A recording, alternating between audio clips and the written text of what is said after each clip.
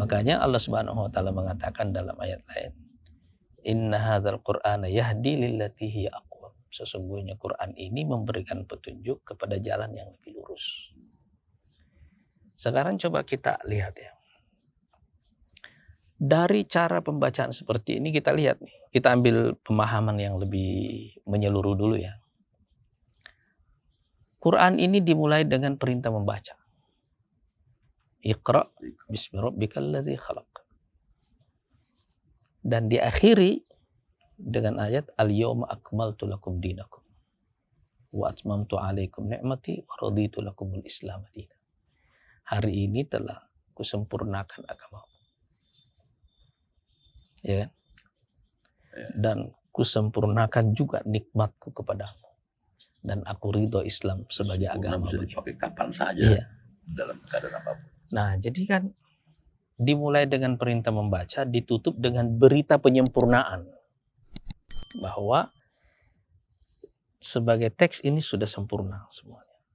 Dan tidak ada lagi teks atau kitab yang turun sesudahnya. Iya kan? Kenapa dimulai dengan perintah membaca? Supaya sebelum Allah membuka hakikat-hakikat yang lainnya, manusia terlebih dahulu membuka alam pikirannya. Ya kan? Yang dikasih perintah membaca ini nabi yang buta huruf. Diturunkan kepada umat yang juga buta huruf. Ya kan? Buta huruf kan bukan soal cerdas nggak cerdas, ya kan? Ya kan? Tapi dengan perintah membaca dan didahului oleh masa khalwat 3 tahun sebelum wahyu ini diturunkan. Orang-orang Quraisy, orang-orang Arab yang sebagian besar pekerjaannya ini kan masyarakat penggembala kambing. Iya kan? Masyarakat pedagang yang buta huruf.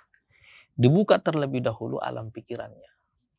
Supaya mereka mempertanyakan kembali segala hal yang selama ini mereka lihat sebagai peristiwa biasa. Ada siang, ada malam. Ya kan? Itu kan fenomena yang dianggap biasa saja. Tapi Quran membuka alam pikiran kita. Lalu kemudian membuka fenomena sosial di mana mereka ada.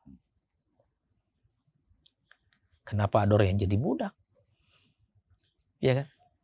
Kenapa ada tirani sosial? Kenapa ada tirani politik? Semua fenomena-fenomena sosial ini kan perlu dibaca ulang. Sebagaimana kita membaca ulang fenomena alam. Begitu alam pikiran terbuka, baru Allah mengisinya. Memberikan jalan petunjuk. Makanya Quran ini tidak diturunkan sekaligus. Diturunkan secara bertahap. Supaya setiap Quran itu turun, ada relevansi realitasnya. Nah, nanti kita bertemu dengan satu fakta lain. Bahwa Quran ini adalah kitab suci terakhir.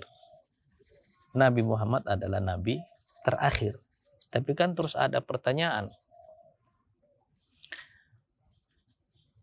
Kalau ini adalah teks yang terakhir, bagaimana kita memastikan bahwa kitab ini bisa dipergunakan di sepanjang zaman sesudahnya? Menjawab semua persoalan manusia. Iya kan?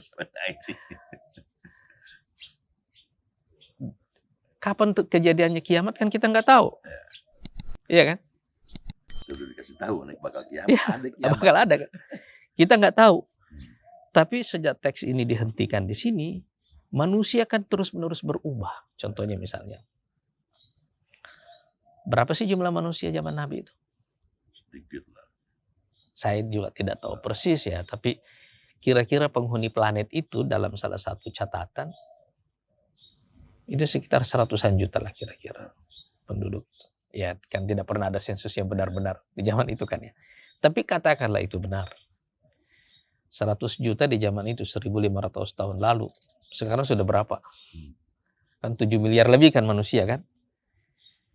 Kan pastilah pola hidup manusia berubah. Situasi hidup manusia berubah. Cara manusia menjalankan roda ekonominya, menjalankan aktivitas sosialnya, aktivitas politiknya, bentuk-bentuk keluarga, struktur sosialnya kan pasti berubah. Iya kan? Nah, berarti ini akan kitab ini harus benar-benar terus-menerus relevan sepanjang hidup manusia sampai hari kiamat. Iya kan? Nah, Sekarang kalau dia harus relevan seperti itu, bagaimana kitab ini memastikan itu? Ini yang dimaksud oleh para ulama kita dalam tentang kaidah bahwa an-nususu mutanahiyah, teks ini terbatas, berhenti di sini.